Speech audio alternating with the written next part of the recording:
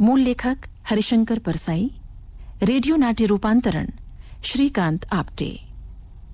इस झलकी के प्रस्तुत करता है राकेश ढोंडियाल।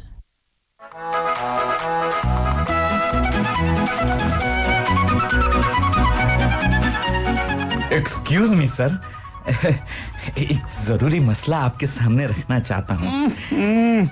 हमारे लिए इस वक्त सबसे जरूरी मसला है हमारे साले के बड़े बेटे को थाने से छुड़वाना और उस विरोधी थानेदार को झुमरी तलैया फिकवाना। सर वो काम तो पहले ही हो गया सर। Good, very good. तुम तो हमारे विभाग के गौरव हो सचिव।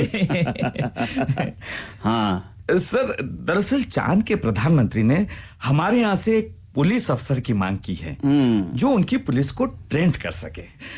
उनकी पुलिस अक्सर अपराधियों की धरपकड़ नहीं कर पाती है, इससे वे दुखी हैं। वहाँ की सभ्यता के विकास के चलते ऐसा हुआ है। हम खुद ही ना चले जाएं मिसेस के साथ। अरे अपराधी तो वहाँ पहले से ट्रेंड है। मेरा मतलब बात पुलिस को ट्रेंड करने की है, इसलिए पुलिस अफसर की मांग की है उन्होंने मंत्री महोदय। अरे हमारे यहाँ ये दर्जनों आईजी भरे पड़े हैं, भेज दो किसी एक को। सर क्या पिद्दी और क्या पिद्दी का शोरबा।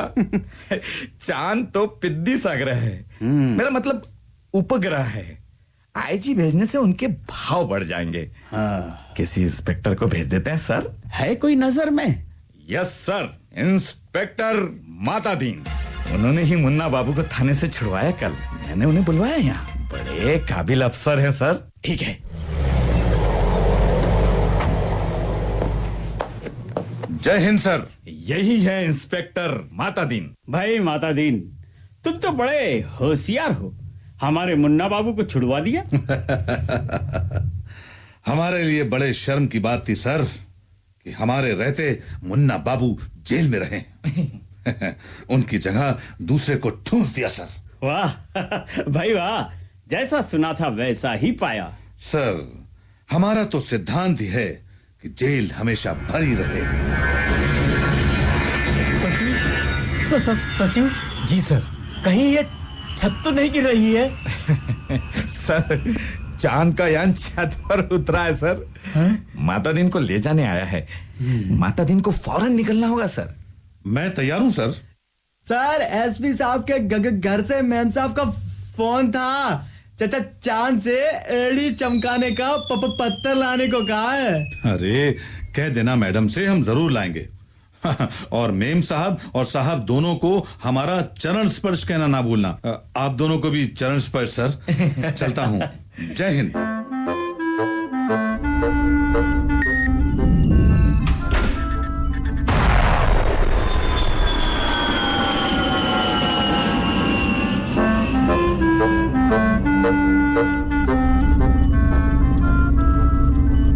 क्यों बे, तू ही है ना इस यान का चालक? जी श्रीमान। ड्राइविंग लाइसेंस है? जी है साहब। और बत्ती तो ठीक है ना? जी साहब। हाँ, सब ठीक ठाक होना चाहिए, वरना और बीच अंतरिक्ष में चालान कर दूंगा तेरा। क्षमा करें सर, हमारे यहाँ ऐसी अभद्र भाषा का प्रयोग नहीं किया जाता है। जानता हूँ बे, तुम्हारी पुलिस कमजोर है, उसी को ठीक करने चल रहा हूँ। पर तू हॉर्न क्यों नहीं बजाता बे? आसपास लाखों मील तक अंतरिक्ष में कुछ नहीं है श्रीमान। मगर रूल इज रूल। श्रीमान की औलाद हॉर्न बजाता चल। बजाता है या बनाओ चालान? जी जी जी जी सर।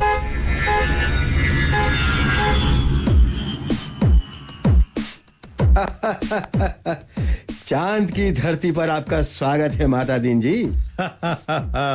धन्यवाद जी, मैं यहाँ का इंस्पेक्टर।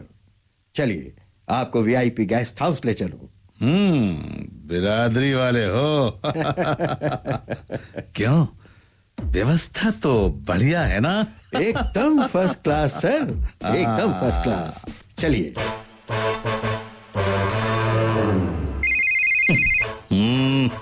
जरा काम चालू हुआ और घंटी बजने लगती है। हेलो, हाँ माता दीन बोल रहा हूं। क्या कहा? खाना? अरे रोज रोज चिकन खाकर बोर हो गया हूं भाई। कुछ इंटरकॉन्टिनेंटल की व्यवस्था करवाइए। और ये रात के खाने में पूजा वाला चरणामृत क्यों भिजवा देते हो यार? अरे हमारे यहां हम अमृत लेते हैं। हाँ, बढ़िया वाला जो खोपड़ी टना दे।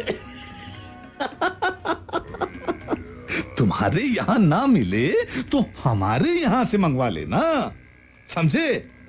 ओके। श्रीमान, हमारे मंत्री जी पधारे हैं। कहिए माता दीन जी। आइए आइए मंत्री जी, स्वागत है। सोचा आपके हालचाल जान लूं और लगे हाथ काम की तरक्की का भी पता कर लूं। दरअसल हमारे पीएम साहब बहुत उतावले हो रहे हैं। इंतजार की घड़ियां समाप्त समझिए। चांद की पुलिस की अलाली का कारण तनख्वाहों में छिपा है। आप इंस्पेक्टर को 50,000, हवलदार को 40 और सिपाही को 30,000 तनख्वाह दोगे, कोतेक में जाएंगे ही जाएंगे। वो अपराधियों के पीछे भागने और गश्त जैसा काम कोई पागल पुलिस वाला भी नहीं करेगा। जी, मैं आपका मतलब नहीं समझा। आप तो बस पुलिस का वेतन घटाइए। इंस्पेक्टर को 5500, हवलदार को 5 और सिपाही को, फिर देखिए चमत्कार। ठाट बाट मेंटेन करने के लिए सबको ऊपरी आमदनी करनी ही पड़ेगी, और ऊपरी आमदनी तभी होगी जब वो अपराधियों को पकड़ेंगे। फिर देखिए आपकी पुलिस एकदम सचेत, कर्तव्य परायण और मुस्तैद हो जाएगी। जैसा आप ठीक समझे हैं, मैं आज ही आदेश जारी कर देता हूं। क्यों भाई इंस्पेक्टर साहब, तनख्वाह कम करवा दी हमने आपकी? कहीं नाराज तो नहीं है? अरे कैसी बातें करते हैं हुजूर। अरे आप इधर ना आते तो हमारी तो जिंदगी कोरी तनख्वाह और इनकम टैक्स कटवाते कटवाते गुजर जाती। ऊपरी आमदनी का तो हमें स्वाद ही पता न चल पाता। अरे भाई, देखो हो गई ना ऐश। जी, पीएम और मंत्री भी खुश हैं। महकमे का बजट घटने से इस बार मुनाफे का बजट पेश करेंगे वित्त मंत्री जी। अरे ठीक है ठीक है। अच्छा ये बताओ जी, कि इस महीने अब तक कितने केस दर्ज हुए हैं? अरे 20 दिनों में जितने केस दर्ज हुए हैं उतने तो हुजूर पिछले 20 सालों में भी ना हुए थे। जनता भी भारी खुश है। अच्छा, वेतन घटाकर मुस्तैदी बढ़ाना, वाह चमत्कार। इसीलिए तो हमारी सरकार को हम पर भरोसा था। इंस्पेक्टर साहब, क्या है बे? आपसी मारपीट में एक आदमी मारा गया है। Very good very good. Case कैसे बनाना है ये आप लोग सीख चुके। अब मैं आपको नमूने के बतौर इस केस का इन्वेस्टिगेशन करके समझाऊंगा कि मामले की जांच कैसे की जाए। जी श्रीमान, पहले कातिल पकड़ेंगे फिर खट्टा की जाएगी। उल्टे मत चलो, पहले एविडेंस देखो। अरे कातिल तो जिसे चाहो उसे बनवा देंगे हम। क्या कहीं खून मिला किसी के कपड़ों पर या और कहीं? मारने वाला तो भाग गए थे। एक भला आदमी वहां रहता है, उसने मरने वाले को अस्पताल पहुंचाया था। इसके कपड़ों पर खून के दाग लगे हैं। ओ ओ ओ ओ, उसे फौरन गिरफ्तार करो। मगर सर, उस भले आदमी ने तो मरते हुए आदमी की मदद की थी। जो एविडेंस मिल रहा है उसे तो कब्जे में करो। भाई, उस आदमी को फौरन पेश करो। जी, बस गया और आया। देखो इंस्पेक्टर, इन्वेस्टिगेशन के सिद्धांत को समझो। कत्ल हुआ है ये तो पक्का जानो, और कोई कातिल है, किसी को तो सजा होनी है। सवाल ये है कि किसको सजा होनी है। मान लो वो कातिल मंत्री जी का साला निकला तो उसे भी पकड़ा जाएगा सर। कानून की नजर में सभी मनुष्य बराबर हैं। हमारे यहां ऐसा किया ना तो नौकरी से हाथ धो बैठेगा। हमें सिर्फ एक बात याद रखनी है, कि सजा किसी मनुष्य को होनी है, कसूरवार या बेकसूर, ये हमारे सोचने की बात नहीं। मनुष्य मनुष्य सब बराबर हैं, करेक्ट? श्रीमान, वो आदमी हाजिर है। Good, very good. हाँ, आओ, इधर आओ। तो तुम झगड़े की जगह गए क्यों?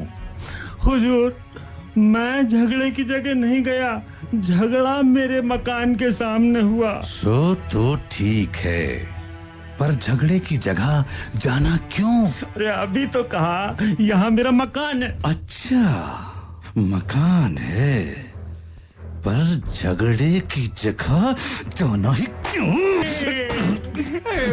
ये आदमी वैसे तो भला है, पर मानव अधिकार की बात करता है, पुलिस के खिलाफ केस लगाता है और विपक्षी पार्टी का सपोर्टर भी है। ये आदमी दोनों कसौटियों पर खरा उतरता है। फर्स्ट क्लास केस है, पक्का एविडेंस, और ऊपर का सपोर्ट।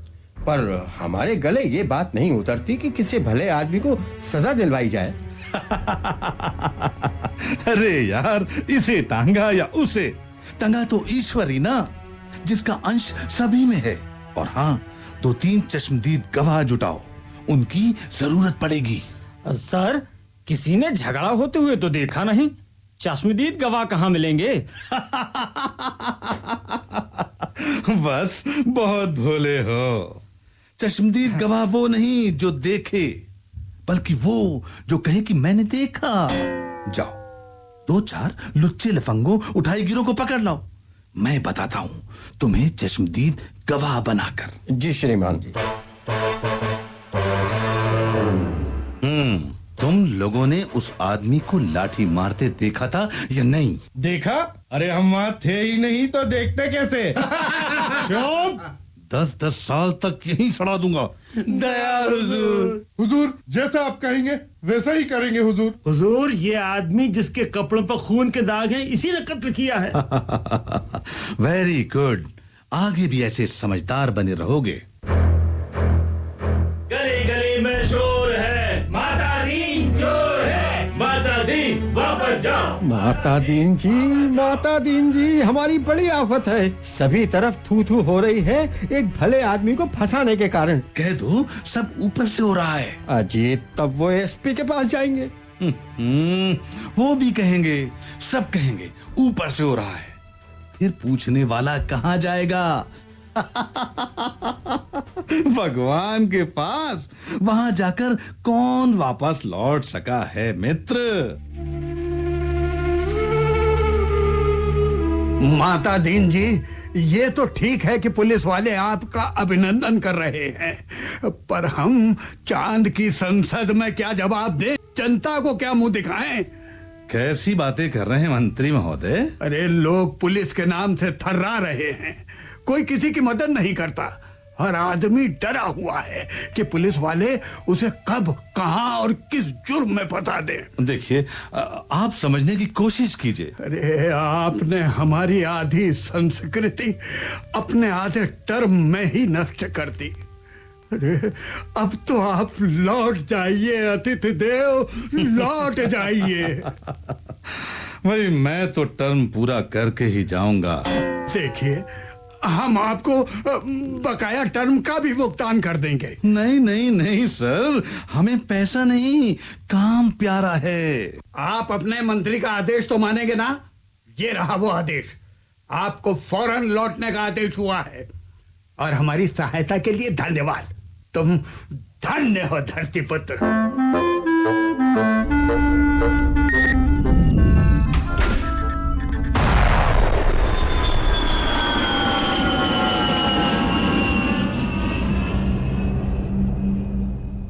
इंस्पेक्टर माता दीन चांद पर अभी आप ये झलकी सुन रहे थे। मूल लेखक हरिशंकर परसाई, रेडियो नाट्य रूपांतरण श्रीकांत आप्टे।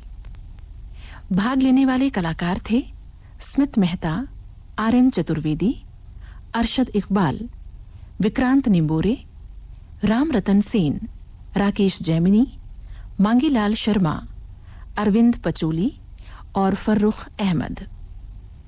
इस झलकी के प्रस्तुतकर्ता थे राकेश ढोंडियाल।